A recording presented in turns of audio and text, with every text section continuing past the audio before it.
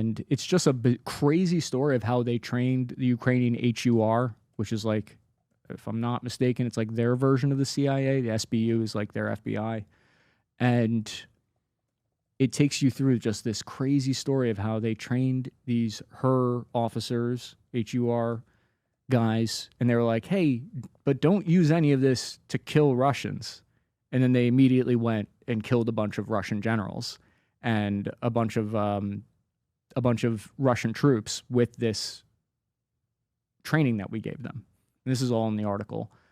But, and then this attaches very specifically to another story about how we gave them targeting information. So we used our satellites to send them what were called points of interest, which were Russian troop positions, which crossed a sort of might have crossed into a gray area of whether or not that was what was going to be considered a red line for Russia. I mean, I'm sure Putin's not going to be happy about the fact that you told him how they did it, and then Ukraine goes and uses it to kill off the generals. Putin's going to sit there and say, America, you did this intentionally.